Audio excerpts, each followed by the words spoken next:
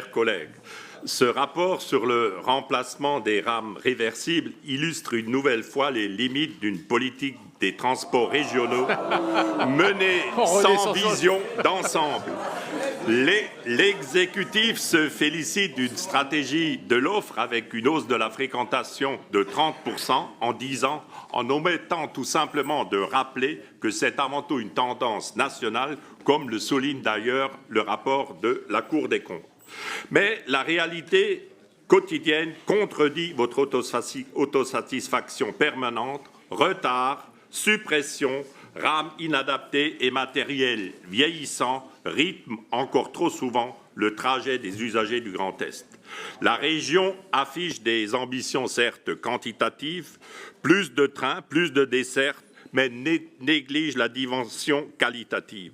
Les usagers attendent des trains qui roulent à l'heure, dans de bonnes conditions. Or, les exemples récents montrent que toute votre politique repose sur une approche de court terme, souvent improvisée, sans anticipation des besoins réels ni des contraintes techniques. Nous l'avons vu, bien entendu, avec les rames normandes, un épisode qui a coûté du temps et de l'argent.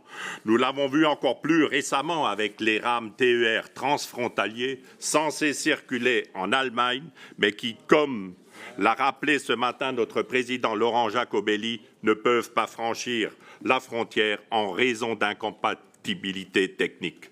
Ces défaillances ne sont pas des anecdotes ou des grains de sable, comme vous le dites, mais elles relèvent un manque d'anticipation chronique de votre majorité. Chaque fois, l'exécutif se retrouve en séance de rattrapage à faire la gestion de la pénurie et à corriger des problèmes qui auraient pu être évités avec une planification rigoureuse et une stratégie à long terme.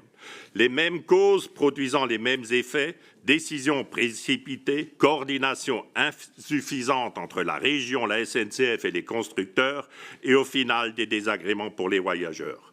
Rappelons, comme nous l'avons déjà fait ce matin, l'UFC Que Choisir qui a épinglé la région qui se trouve parmi les plus mauvaises en matière de fiabilité de ces TER. La situation s'est nettement dégradée depuis 2019. Ajoutez à tout cela votre politique tarifaire confiscatoire. Non seulement le service ne s'améliore pas, mais les usagers payent toujours plus 4% en 2022, plus 4%, plus 4% en 2023, plus 3% en 2024. Et ce n'est pas une impression isolée. Les usagers, eux, le constatent au quotidien. C'est d'ailleurs l'une des raisons du faible taux de satisfaction dont jouit Franck Leroy, qui frôle le bonnet d'âne en arrivant avant-dernier dans le sondage IFOP sorti il y a quelques jours. Ce résultat traduit le décalage entre votre discours d'autosatisfaction et la réalité vécue par les habitants du Grand Est. Les rames réversibles aujourd'hui en service ont plus, et Thibault Philippe l'a dit tout à l'heure, ont plus de 35 ans, 50 ans pour les locomotives. Le remplacement est nécessaire et personne ne le conteste. Mais ce dossier à 235 millions d'euros aurait pu être anticipé bien plus tôt. On nous annonce une mise en service à l'horizon 2028, soit encore plusieurs années, pendant lesquelles les usagers devront supporter des matériels vieillissants, souvent en panne, parfois retirés du service à la dernière minute. Derrière ces annonces d'investissement, nous voyons une politique d'achat en urgence pour remplacer ce qui tombe en panne, pas une vision d'aménagement ferroviaire cohérente. Pendant ce temps, les retards s'accumulent, les correspondances manquent et les habitants perdent confiance dans le service public régional des transports.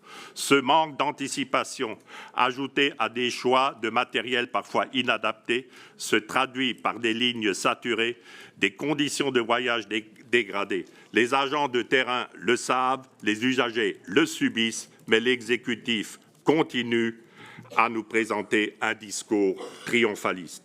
Nous ne remettons pas en cause la nécessité d'investir dans du matériel, bien au contraire. Nous défendons une vision territoriale et abordable du transport ferroviaire fondée sur la fiabilité, la planification et la qualité du service. Mais cela suppose une gouvernance rigoureuse, une connaissance fine des besoins locaux et un calendrier maîtrisé. Aujourd'hui, la région donne le sentiment de subir son propre réseau. Les décisions sont prises dans l'urgence, les retards s'empilent, les coûts explosent. La conséquence, ce sont des trains supprimés, des voyageurs découragés et une image de la région dégradée. Monsieur le Président, votre majorité s'est déjà cassé les dents sur la politique ferroviaire. Il est temps de passer d'une politique d'affichage à une véritable politique de développement ferroviaire fiable et de qualité. Anticiper, planifier, entretenir. À défaut, vous continuerez à courir après les problèmes plutôt qu'à les prévenir. C'est encore une fois les usagers qui paieront. Merci de m'avoir écouté.